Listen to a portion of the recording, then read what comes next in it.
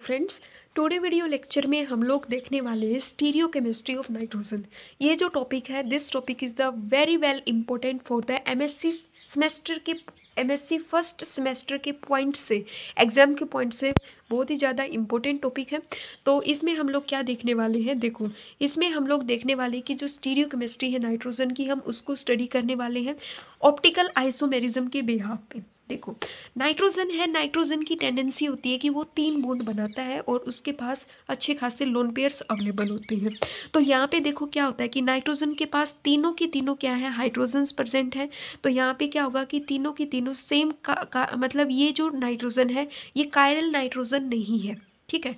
This nitrogen is not a chiral, this nitrogen achiral nitrogen है। जो given nitrogen है ये एकायरल नाइट्रोजन है। इसकी जो स्ट्रक्चर है वो पिरामिडल लाइक स्ट्रक्चर है।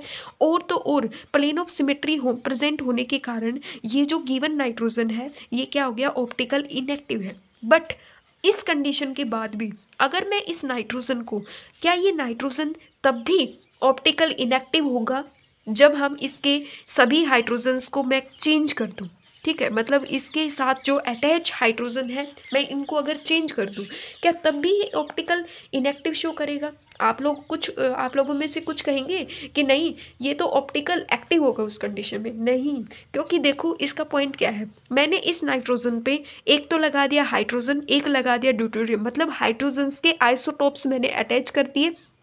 लो भाई, अब मैंने इस नाइट्रोजन को क्या बना दिया, कायरल नाइट्रोजन बना दिया। और अब इसमें कोई प्लेन ऑफ सिमेट्री प्रेजेंट नहीं है, फिर भी ये जो नाइट्रोजन है ये ऑप्टिकल इनएक्टिव है। ऐसा क्यों है? इसमें देखो ऐसा क्यों है। यहाँ पे देखो ये कहता है कि जब मैंने इस नाइट्रोजन्स पे सभी के सभी अटैचिंग जो भी ग्रुप है मैंने उनको चेंज कर दिया, ठीक है, तब भी ये क्या करेगा, तब भी भाई ये ऑप्टिकल इनएक्टिव है। ऐसा क्यों? क्योंकि ये देखो जब नाइट्रोजन्स के ऊपर मतलब जब नाइट्रोजन जो है वो पिरामिडल लाइक स्ट्रक्चर को शो करता है, चाहे उसके ऊपर आप सेम ग्रुप लगाओ या फिर डिफरेंट ग्रुप बनाओ, या तो उसको आप कायरल करो या फिर एकायरल करो, अगर ऐसे सिंपल स्मॉलेस्ट ग्रुप उसके साथ अटैच होंगे तो उस कंडीशन में वो फ्लैपिंग इफेक्ट शो करता है। फ्लैपिंग इफेक्ट शो करने के कारण नाइट्रोजन जो होता है वो ऑप्टिकल इनएक्टिव होता है। ऑप्टिकल क्या होता है, ऑप्टिकल इनएक्टिव होता है। और ये जो फ्लैपिंग इफेक्ट होता है ये तभी शो करता है जब नाइट्रोजन से अटैच ग्रुप स्मॉल साइज के हो, ठीक है।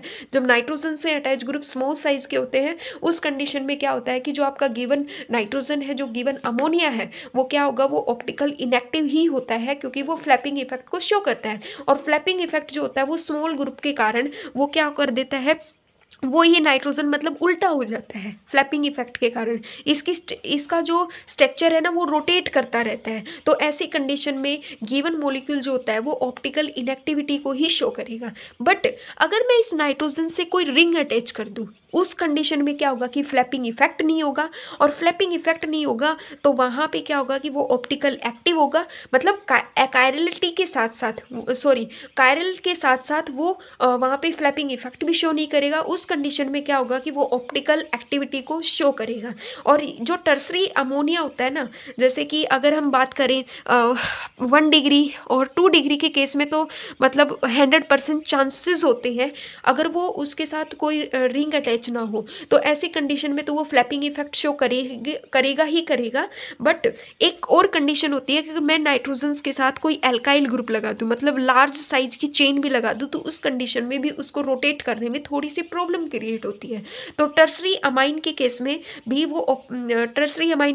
फ्लैपिंग इफेक्ट जो है वो अवॉइड हो जाता है। बट वहाँ पे कंडीशन होनी चाहिए कि वहाँ पे जो गिवन अगर रिंग ना हो, अगर कोई चेन हो तो वो चेन भी लार्ज साइज की हो जिसमें वो फ्लैपिंग इफेक्ट ना कर पाए। तो ये कहता है कि अगर नाइट्रोजन्स के ऊपर स्मॉल ग्रुप लगे हुए होते हैं उस कंडीशन में गिवन जो आपका अमोनिया है वो क्या होगा, वो ऑप्टिकल इनएक्टिविटी को शो करता है, जिसके कारण क्या होगा, फ्लैपिंग इफेक्ट होता है। बट एक थर्ड एग्जांपल है कि अगर हमने नाइट्रोजन्स के साथ किसी रिंग को अटैच कर दिया, रिंग होने के कारण वहाँ पे क्या होगा कि अगर मैंने इस नाइट्रोजन्स के साथ, यहाँ पे इसके लोन पेयर है नाइट्रोजन के, मैंने तीनों बॉन्ड कंप्लीट किए, बट तीनों बॉन्ड और साथ ही साथ मैंने इसको कायरलिटी भी बना दिया, तो उस कंडीशन में क्या होगा कि इससे मैंने एक रिंग को अटैच कर दिया। रिंग को अटैच करने के कारण यहाँ पे क्या होगा कि ये जो है फ्लैपिंग इफेक्ट को शो नहीं करेगा। अब फ्लैपिंग इफेक्ट नहीं होगा तो these given nitrogens are the optical inactive होगा। और एक और केस है जिसको हम बोलते हैं टर्सरी अमाइन का जो केस होता है, उसमें भी जो आपका नाइट्रोजन है वो ऑप्टिकल एक्टिव होता है, बट 1 डिग्री 2 डिग्री अमाइन के केस में क्या होता है, ऑप्टिकल इनएक्टिव ही शो करता है। नाइट्रोजन जनरली 3 लिगेंड बनाता है और एक लोन पेयर को कंटेन करता है। इसकी sp3 हाइब्रिडाइज होती है, पिरामिडल होता है, ये हमें पता है। फ्लैपिंग इफेक्ट का मतलब होता है कि रैपिड इंटर कन्वर्जन होना, ठीक है, जिसका मतलब है कि रैपिड इंटर कन्वर्जन होना। और रैपिड इंटर कन्वर्जन होने के कारण यहाँ पे क्या होगा कि हमें एनांस्यूमर मतलब रेसमिक मिक्सचर ऑब्टेन होता है, मतलब हमें रेसमिक मिक्सचर प्रोडक्ट जो होगा ना अपना, वो रेसमिक मिक्सचर ऑब्टेन होता है।